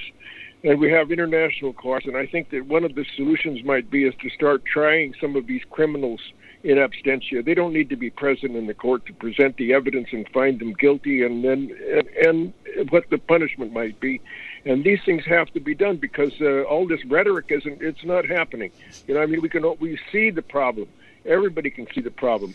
And our prime minister here just the other day, she talked about banning Israel from international events, which I totally agree with. I mean, it's a genocidal country practicing genocide. To this day, we don't see much about it, but I'm sure that the Palestinians are still suffering greatly as a result of these so-called international policies. And I love Jeffrey Sachs. I agree with everything that he said. And I happened to be in the military in 1961 when Eisenhower left office and talked about this international, what do you call this, weapons industry thing. This I can't remember it now. But anyway, and my greatest disappointment of lately was the election of Obama. I thought, what hope! I actually cried that there were enough of my fellow Americans that would vote for a black man in this day and age. But it turned out to be a great disappointment. And I'll tell you some of the things that have affected the current policies we have now. Number one is Obama abolished the habeas corpus, taking the heart right out of the judicial process. You have no judicial recourse with that. He really gutted it. And prior to that, when Reagan was propped up as the president there, with George Bush in the background, of course, and he abolished the fairness doctrine. That meant if they broadcasted one idea and there was a contrasting idea, they had to give that equal time to present the contrasting view. And that's gone out of the picture now completely, So some of these things have to be restored, and we have to get back into putting some teeth in the international law and the rule. If we want to have rules and abide by, I can picture Putin is absolutely not going to become a Muammar Gaddafi. He can see that's what they have in store for him.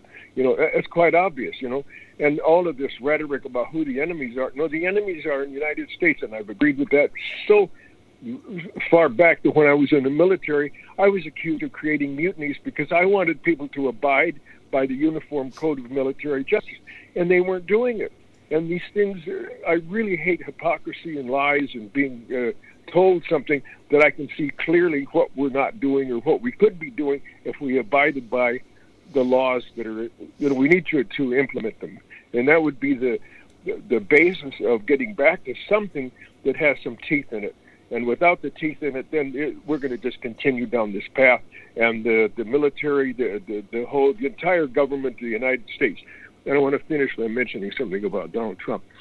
This idea that we have Donald Trump is the problem. No, he's not. The conditions that brought him to allow him to even come into this type of a situation, he is the low-hanging fruit of scapegoating. He's not the problem. He could have never found Greenland on a map. It was in bold print, honestly. But he was told by the military government that we need Greenland, for our military purposes, and that's why he started harping on this taking over Greenland idea of his. And does he have? I want to put it like this. Does he have... Well, he could find Canada on the map. It's very hard to miss, and he's absolutely determined that he's going to have Canada too. May God preserve you, Donald. If you were in the military in 1961, you must be some age, and I say that as someone done certain as myself. Now, the podcast has had another amazing week. We are in the top 5 for politics in Pakistan, Zimbabwe, Nigeria, and Malaysia, and the top 40 for politics in Russia, UK, India, and Thailand. I'm particularly proud of that set of statistics. You can download the Moats podcast by scanning the QR code on the corner of your screen right now. Let's go to Paul in Salford in Manchester on Donald Trump. Go ahead, Paul. Hello, good evening, George. Nice to speak to you again. Good evening. Yes, and you, the sir? The last time Donald Trump was in power, there was quite a bit of talk about the guy's sanity and whether or not he'd come from Broadmoor, Ward 5, Broadmoor. Now, the thing is, I'm no strict cyclist or psychiatrist, but I sort of, in my mind, I was questioning his sanity then. And we've come full circle again. And I'm thinking to myself, I think he's a raving lunatic. I don't think he's got dementia or anything like that. I just think he's off his rocker. That's my personal view. And I fear, he's the most powerful person in the world. And I don't know. So was Hitler. I don't know either. It's staggering. Is he mad? Is there method in his madness? Is he feigning madness? You know, like that, what was the Teflon Don, or one of the other Dons in the 5 families in New York, mafia families that were on trial. The guy turned up in his pajamas in the court. He was acting as mad as a hatter, but it was all just an act. Who really knows? And will we live to find out the truth, Paul? Big thanks to you. I'm racing on because we extended the interview with Professor Jeffrey Sachs, and I think all of us believe that was worth doing. A big shout out to tonight's top donors. Have you made a donation to Moats yet? It's really very easy. A huge thanks to Felix Oram, Douglas Snowden, David Marker, James Glass, who's a weekly donor, by the way, and Rasmus Pedersen. A big thanks to every one of you, and to every one of you who is going to donate tonight, tomorrow, at the end of this show, or right now. Scan that QR code on the corner of your screen now. Let me summarize the poll. Is Trump suffering from hereditary dementia? His father, Christ Trump, that's right, Christ Trump, did suffer from dementia, turned up for work every day, was put into a Potemkin office where nothing actually worked, and made to believe that he was still running the company. Maybe that's how we will eventually have to handle Donald Trump's presidency. Is Trump suffering from hereditary dementia, we asked, and the answer was this: yes. 83%, 72%, 79%, 82%, and 91%. Mind you, Donald's doctor says he's A1. Could probably fight in Vietnam if it wasn't for his bone spurs. Let's go to Quebec in Canada, where Yasser wants to talk about Yves Ongler. Go ahead, Yasser. Bonjour, Mr. Galloway. Thank you so much for taking my call. Mr. Galloway, I'm calling to respectfully request you to kindly highlight the plight of Mr. Yves Ongler. He's dubbed as Galloway of Canada, a prolific author, writer, and an unrivaled activist for Palestine. He's in-your-face activist. He has done remarkable work to highlight the genocide that's been happening. And now they're coming back at him. He's being persecuted and prosecuted by the police in the province of Quebec. A complaint was filed against him, ironically and tragically, by one of the most rabid Islamophobes, anti-Arab, anti-Muslim lady called Dahlia Kurtz, based in Toronto. On that complaint, Montreal police picked him up, and he is a very respected name, and he's being treated as common criminal. They're fabricating all sorts of charges against him. He ran for the leadership of NDP throughout this lawfare, and now they have convicted him. And he was interviewed by your friend, I think you know him, Dimitri Lascaris, the lawyer, Greek Montrealer, 2 days ago. And I would respectfully request you to not only talk about the plight of Yves Ongler, but to interview him, because he's referred to as Galloway of Canada. Is he at large? Is he at liberty? Or is he in prison? He's just been convicted, and if you go through the intricacies and details of that lawfare, it's laughable, it's comedic, if not tragic. And they've convicted him because they could not convict him on that rabid Islamophobe and anti-Palestine Dahlia Kurtz's complaint. They were so comedic in nature. Now they've convicted him that because when he was first charged for harassing Dahlia Kurtz only because he replied to her tweet, Now they've charged him that he has been harassing the police because he asked his followers to send respectful notes to that police officer who actually came to, I guess, inform him of the charges. And so they have fabricated this alternative way to get him. So they've just convicted him. The judge has a rather questionable track record of her own. So now they're saying because his followers, which there are many, there are thousands, they sent a very polite note to that police officer. So he's responsible for harassment of that police officer now.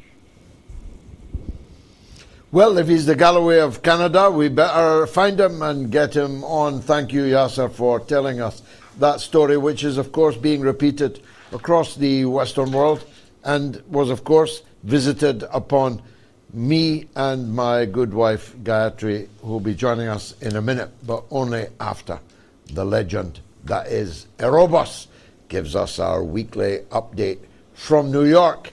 And he wants, first of all, to talk about Professor Sachs. Erebos, welcome.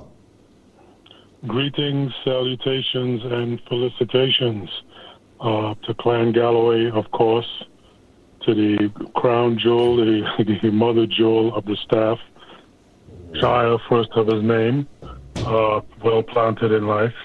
The interview with Jeffrey Sachs was stellar.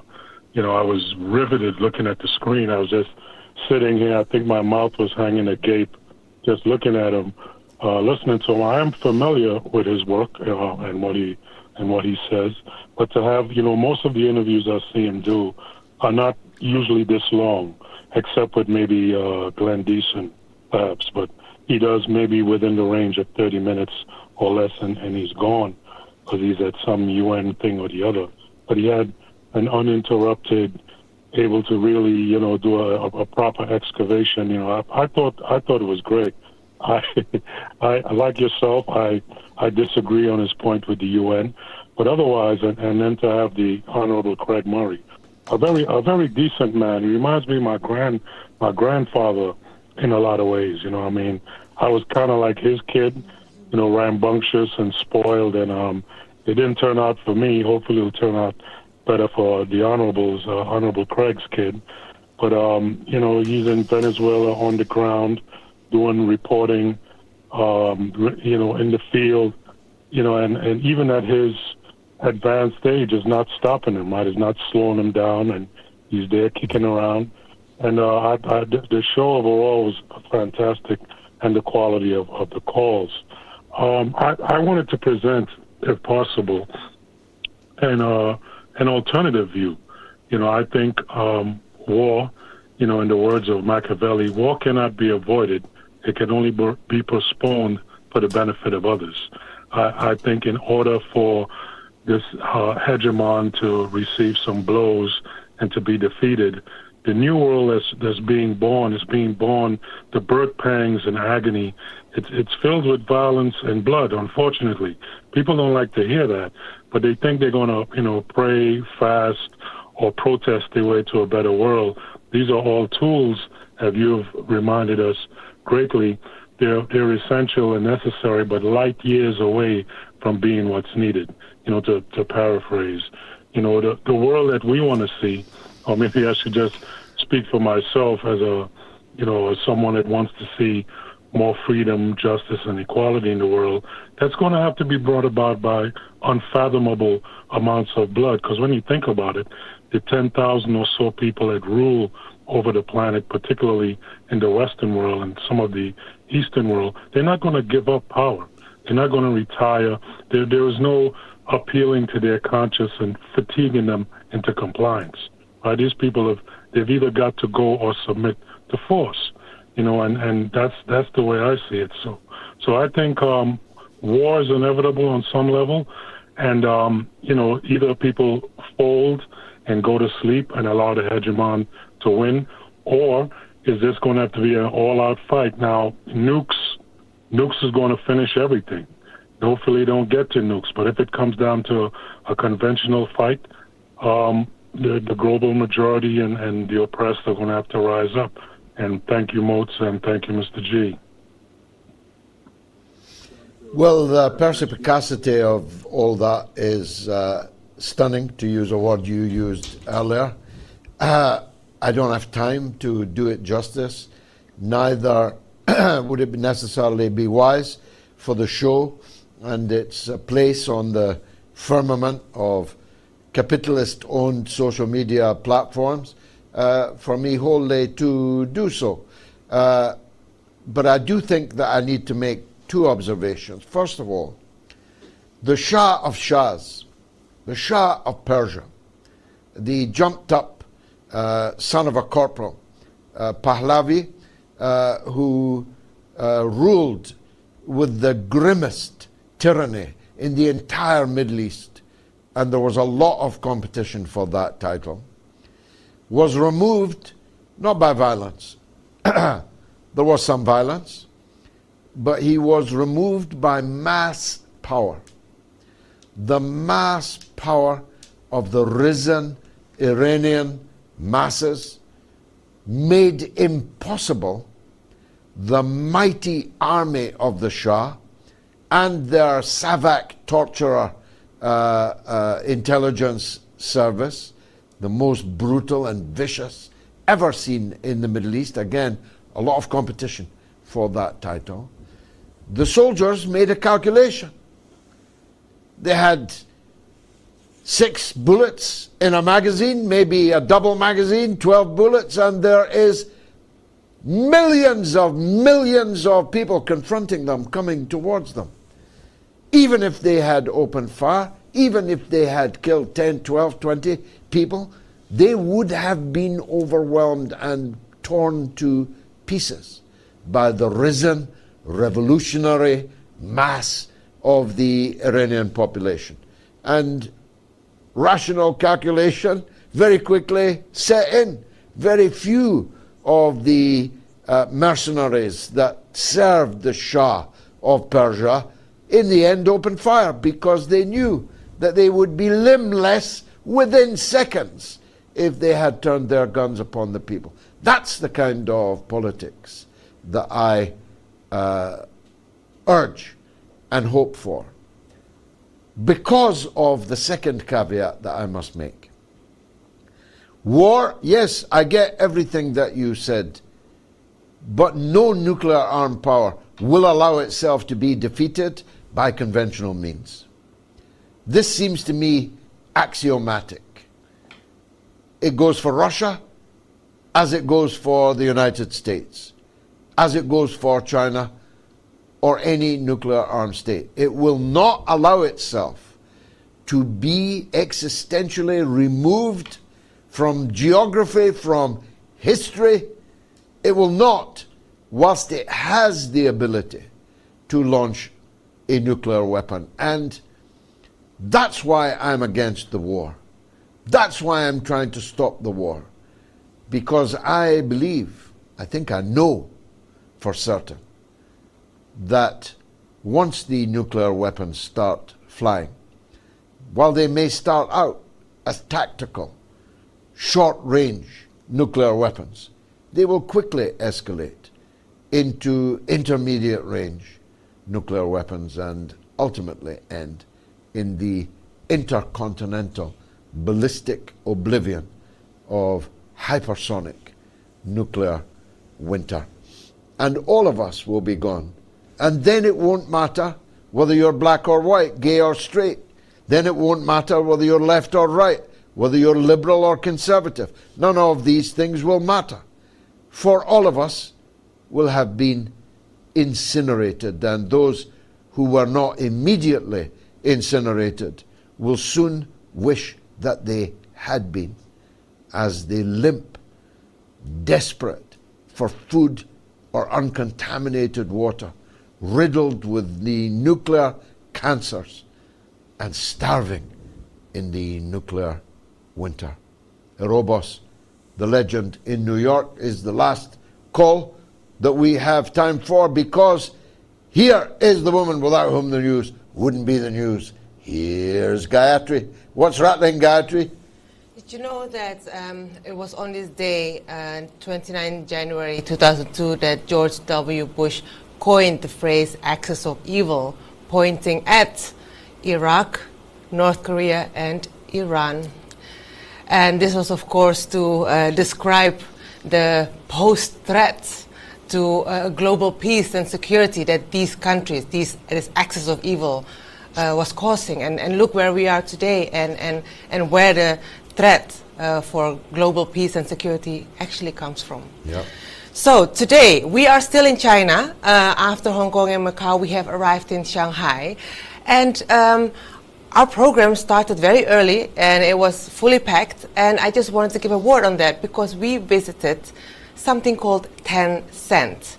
You probably, if you're in the western part of this globe, you probably haven't heard of it, but it's this Chinese multinational tech conglomerate, and it's very difficult to explain exactly what it is and what it encompasses, because it's so comprehensive. First of all, you need to know that this is a huge, one of the biggest tech company in the world, with a revenue of $100 billion per annum. And their motto, in short, is value for users and good, tech for good. And it is indeed value for users and tech for good. It includes, when we visited the site, one of their offices here in central Shanghai, it goes from the WeChat instant messaging app, it goes to cloud servicing, it goes to payments you make in the shops, household bills you pay for. You can even make payments with your palm, video games, music, movies, literature. They have a charity foundation. They have a whole AI department in which they can remote control construction site vehicles that just run on their own. We saw all this with our own eyes as we were shown around their offices. And it was mind-blowing, because it's, the way I would put it is that it's so comprehensive. In terms of Western thinking, we wouldn't even go as far as that. And yet this is the standard of the Chinese living today throughout the country. It's one of the top 10 companies in the entire world. It has, as you say, revenues of 100 billion US per annum. And it only started in 1998, which for me is only yesterday. It has become this behemoth, which if it was in the Western world, we would distrust a corporation as powerful as this, as wealthy as this, and doing as many different things as this. We'd be calling it antitrust, we'd be seeking to have it broken up, and so on. But because China is a different kind of country, everyone seems to love it. Everyone uses it. WeChat, QQ. You stay with WeChat, that's for the older people. QQ is where the younger people are at. That's what I have downloaded. I mean, 1.74 billion logins of these apps. Everything's in hundreds of millions here, except when it's in billions. No wonder Keir Starmer is there with his begging bowl. Exactly. I mean, if he takes a visit at these offices, he will be taken away by it. Mind blowing. And then after that, we went to the Bilibili headquarters in Shanghai. The best way to describe it or compare it is it's like a Chinese YouTube, and that too was overwhelming. And you have an account on there. Yeah, Bilibili, George Galloway. I'm in Chinese. This is an older screenshot, but do join us for all the Chinese-speaking audience that are up at 3 a.m. at the moment. 5 a.m. 5 a.m. it is now, yes. Now, I just wanted to say that this is a great platform with also it's very multimedia and very user-friendly. And it goes to show that with this whole controversy over TikTok is that people are discovering that actually when TikTok and the social media platform was in the hands of China, it was actually more freer. Isn't it amazing? And of course, I'm sure you're going to mention it because we've been speaking of little else about the new app, Upscroll. But the censorship under Chinese-owned TikTok was virtually nothing. in political censorship. Yes. Virtually nothing. And now, TikTok, having been forced to be sold by China, and now in the hands of Larry Ellison and co., it's the most tyrannically censored platform in the entire world. Yeah. And people are abandoning it like Billy, like Yeah. Billy O. You can't keep up. No. I joined Upscrolled, and I had to switch off the notifications because of the sheer number. My phone was permanently bleeping with the people that had begun to follow me on that. People are tired. People are tired of the... They marched over 48 hours. Hundreds of thousands of people left TikTok and joined Upscrolled. Yes. Tell us about Upscrolled. Yes, so actually this is a very good opportunity for refugees of this very censored and really it suffocates you, the social media platforms that are running in the West. So this one Palestinian tech guy from Jordan and has lived in the West, now in Australia since, was so tired of it that he made his own platform called Upscrolled. And here we are today, welcoming all the refugees from TikTok, from Twitter, who are sick and tired of the censorship. And this is a great opportunity to follow us at George Galloway and at Modes TV and join us and support this platform that is not like Twitter and X, not like Twitter and TikTok censoring you to the grounds. He's such a visionary man. He's a pilot and a tech geek. Issam Hijazi. He's in Australia. I pray for his safety. He's a good friend of ours, and he'll be on the show just as quickly as we can arrange it. He immediately agreed to come on the show, and we're definitely asking each and every one of you. I'm not asking you to leave any platform that you're on. There's very much a case for staying on it and concentrating more or less on Upscroll, but keep your accounts. But everyone should make sure that they have gone on to Upscrolled. Issam deserves all plaudits, and if this rate of growth continues, he'll be a billionaire. But more importantly, he'll be a great Palestinian and a great advocate for freedom, not just in Palestine, but in the world. Anything else to give me, Gayatri, or is it time for our breakfast? Time for at breakfast. 5:09 Yes, and 22 seconds. We're back in studio quality, as you have seen. It has been one of the best editions of the mother of all talk shows ever, in my opinion. I hope you agree, and if you do, tell everyone else. Spread the clips far and wide. Spread the word far and wide. Our audience is enormous, but it could be much more enormous still. And on that, I need to count on you. By the grace of God, we'll be back in a few days on Sunday with Modes. Stay tuned.